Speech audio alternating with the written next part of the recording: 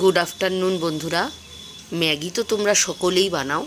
আমি যেভাবে বানিয়েছি তোমরা কে কে এইভাবে বানাও আমাকে নিশ্চয়ই কমেন্ট করে জানিও। ভালো লাগে সবাই যখন সব্বার কিভাবে বানায় সেই পদ্ধতিটা দেয়, তাতে কি হয় আমরা কিন্তু সবাই মিলেমিশে একাকার হয়ে যাই এবং অনেক রকম পদ্ধতিও আমরা কিন্তু জানতে পারি, কারণ সবার তো সব রকম জিনিস জানা থাকে না। তাই আমি বললাম যে আমি এই পদ্ধতিতে করি, আমি অনেক রকম পদ্ধতিতেই করি, তোমাদের সঙ্গে আজকে এটা শেয়ার করলাম। তোমরা কিন্তু জানিও ম্যাগি তোমরা কিভাবে খাও। প্রথমে ম্যাগিটাকে সেদ্ধ করে নিয়েছি, তারপর একটা ম্যাগির মশলাটা দিয়ে আর তার সঙ্গে কিছু রসুন কুচি আর একটু লঙ্কা আর একটু তেল দিয়ে একটুখানি মিক্সিতে মিক্সিং করে নিতে পারো, বা ওই যে কোনো একটা শিলনোড়া টাইপের যদি কিছু হয় তাতে যদি মিক্স করে নাও তাহলে ভালো হয়। এরপর তেল কড়াইতে দিয়ে দেবে। তেল গরম হলে ওর মধ্যে দুটো ডিম ভেঙে, এবার ডিম আমি দুটো দিয়েছি যেহেতু 4টে ম্যাগি করেছি, তোমরা যে যেভাবে করবে তোমাদের পরিমাপ মতন করবে। এরপর ডিম দুটোকে ছেড়ে দেব, দিয়ে সামান্য একটু নুন দিয়ে ডিমের ভুজিয়া যেমন করে ওইভাবে ডিমের ভুজিয়া করে নেব।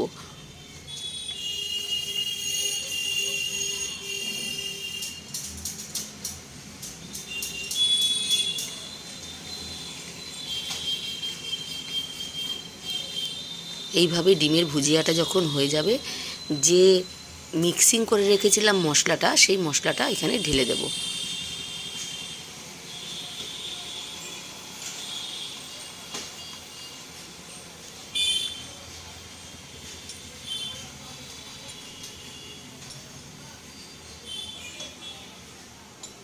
সামান্য একটু নুন দেওয়া হয়েছে, বলেই দিয়েছিলাম তখন। নুন দেওয়ার পর তারপরে ওই মশলাটা ঢেলে ভালো করে মিক্স করব। ম্যাগির মশলা আমরা বেশি খাই না, একটা দিয়েছিলাম যেটাতে মিক্স করেছি, আর একটা ডিমের ভুজিয়ার মধ্যে দিয়ে দিলাম।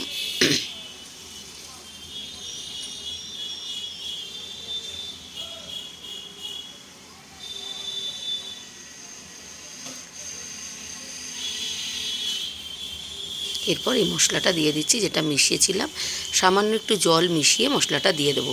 আর কিন্তু কিছু দিচ্ছি না। যদি তোমরা মনে করো কাঁচা লঙ্কা দেবে তো কাঁচা লঙ্কা দিতে পারো, আমরা আর কাঁচা লঙ্কা দিলাম না, কারণ ওর মধ্যে একটু লঙ্কার গুঁড়ো সামান্য পরিমাণ দিয়েছিলাম, ম্যাগির মশলা আর কিছুটা রসুন থেতো করে দিয়েছি। ঠিক আছে, এইবার মশলাটা যেই হয়ে যাবে, বেশিক্ষণ করতে হবে না, 1 থেকে 2 মিনিট করার পর এবার ম্যাগিটা পুরো ঢেলে দেবো, দিয়ে ম্যাগিটা মিশ্রণ করব। এবার মিশিয়ে দিয়ে মশলার সাথে তারপরে কিন্তু বেড়ে নেব। হয়ে গেল আমার ম্যাগি রেডি। তোমরা কে কীভাবে ম্যাগি করো অবশ্যই কিন্তু আমাকে কমেন্ট করে জানিও, এবং লাইক কিন্তু চাই। ভালো হলেও জানাবে, খারাপ হলেও জানাবে, তোমরা কিন্তু কমেন্ট করো। দেখা হচ্ছে খুব শিগগিরই। টাটা, সবাই ভালো থেকো।